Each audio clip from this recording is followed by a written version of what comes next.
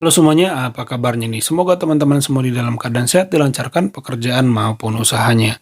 Ya mungkin Gibran berpikir ya, pertanyaan jebakan yang dia lakukan pada debat cawapres sebelumnya itu akan kembali bekerja. Faktanya, Caimin dan Profesor Mahfud mampu menangani, menghandle gitu ya, pertanyaan jebakan dari Gibran. Yang ada malah Gibran banyak memperoleh sentimen negatif daripada netizen gitu. Bahkan netizen bertanya, dulu Pak Jokowi aja nggak gitu-gitu banget. Ini jelmaan siapa sih ini anak kok sampai overactingnya itu berlebihan banget.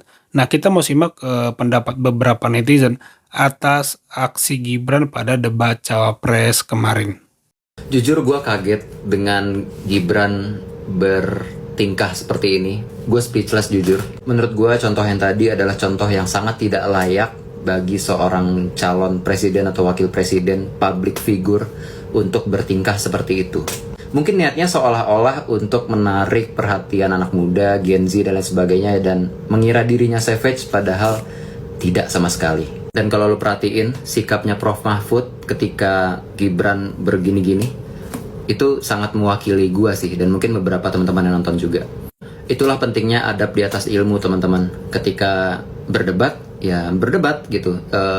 Kita bahas substansinya, tapi jangan malah melakukan tindakan-tindakan yang menurut gue di luar etika sih. Padahal nih ya, meskipun gue dukung Amin, tapi di debat cawapres sebelumnya, gue sangat mengapresiasi bahwa Gibran menguasai panggung dan cukup baik lah dalam mempresentasikan pada debat cawapres sebelumnya. Tapi sorry banget buat yang terakhir ini, bukannya kelihatan keren malah kelihatan cringe. Sorry banget. Ya, kalau teman-teman simak pendapat para pengamat, bahkan para pengamat itu menjudge Gibran karena Gibran lah banyak momentum yang harusnya membahas hal-hal substansial itu jadi kehilangan momennya. Itu banyak pengamat ngomong gitu. Sangat disayangkan aksi Gibran yang menurut saya tidak pantas dan tidak seharusnya dan bahkan tidak perlu dilakukan sebenarnya. Wah, malam ini wapres saya top. Pokoknya semua kena selepet, tapi keren. Materinya masuk, substansinya masuk, visi misinya jelas.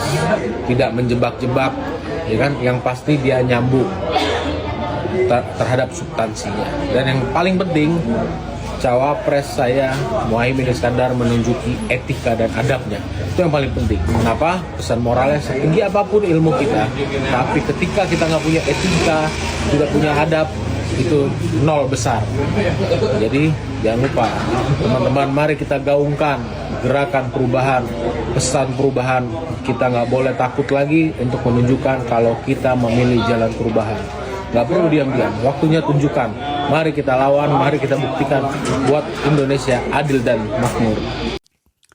Padahal dengan tampil mampu mengimbangi argumentasi Profesor Mahfud dan Caimin saja, pasti Gibran itu akan menuai pujian dari masyarakat karena secara pengalaman jauh di bawah kedua tokoh tersebut, Caimin dan Profesor Mahfud. Makanya entah kenapa dia merasa perlu melakukan gimmick, padahal kalaupun dia berargumentasi dengan baik saja dan dianggap mampu mengimbangi kedua tokoh tersebut, Caimin dan Prof Mahfud, itu dia akan manen pujian. Tapi ya itulah, ada aja jalannya dikasih buat blunder. Mungkin itu alam semesta bekerja agar suara Ganjar dan Anies mungkin naik, ya kita nggak tahu.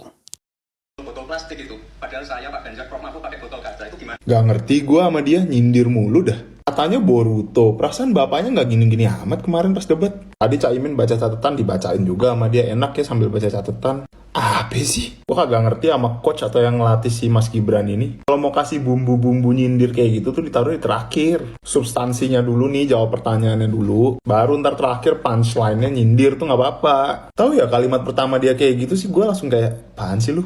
Gua ngerti beliau nih diremehin, dibilang gak punya pengalaman. Umurnya juga masih paling muda dibanding yang lain, jadi ya emosinya masih paling panas lah. Cuman dulu bapaknya juga diremehin gitu loh, dan bapaknya nggak gitu-gitu amat balesnya. Dibilang dari Solo lah, nggak tahu apa-apa, plonga-plongo. Pas debat sama Prabowo zaman dulu ya juga dihajar-hajar juga, ya dia sabar-sabar aja. Itu yang bikin rakyat respect, itu yang bikin rakyat milih. Apalagi buat orang yang emang kagak ngerti, yang masih bingung. Bisa kayak, aduh kasihan lah Jokowi, ya udahlah gue pilih. Sama aja waktu itu pas Prabowo diserang, terus di-shoot terus tuh muka-mukanya kan. Terus banyak yang orang yang nggak tahu apa-apa jadi kesian, jadi milih. Lalu kalau misalkan kayak gitu mah ya angel mas.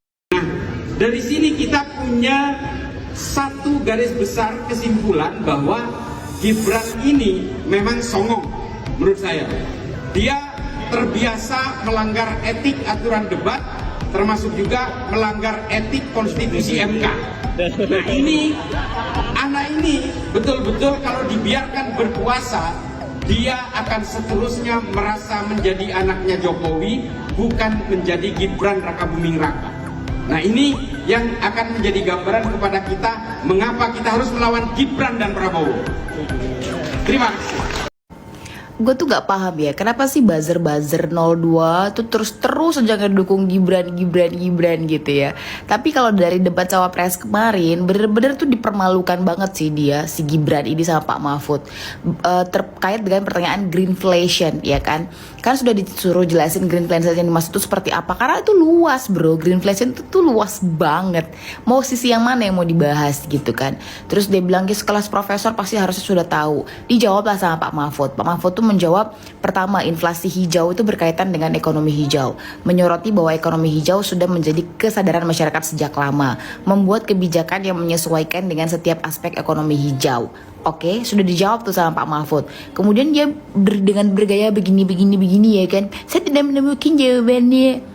Terus dia bilang, inflasi hijau yang saya maksud itu adalah peristiwa demo rompi kuning di Prancis yang membebani masyarakat kecil.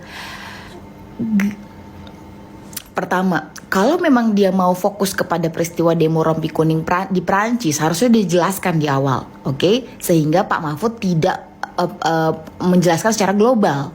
Kedua, ya, lu tuh lagi tinggal di Indonesia, lu lagi debat cawapres untuk negara Indonesia, bukan di Prancis. Oke, dan yang ketiga, demo rompi kuning itu berkaitan atau di latar belakang ini aku bacain. Penasaran gitu, sebenarnya demo rompi kuning yang dimaksud tuh apa sih gitu. Jadi gerakan rompi kuning ini dilatar belakangi oleh kenaikan harga bahan bakar, tingginya biaya hidup, dan laporan ini mengklaim kalau beban reformasi pajak yang dilakukan pemerintah tidak proporsional ditanggung oleh kelas pekerja dan kelas menengah, terutama di daerah pedesaan dan pinggiran kota. Jadi ini gak ada hubungannya sama inflasi hijau gitu loh. Wajar kalau Pak Mahfud bilang bahwa tidak layak untuk dijawab karena jawabannya juga memang ngawur. Come on lah. Terus satu lagi, Gibran pun saya sebagai generasi muda ya, nggak kayak begitu juga sih attitude-nya saat berbicara dengan profesor, dengan orang yang lebih tua. Harusnya menjadi contoh.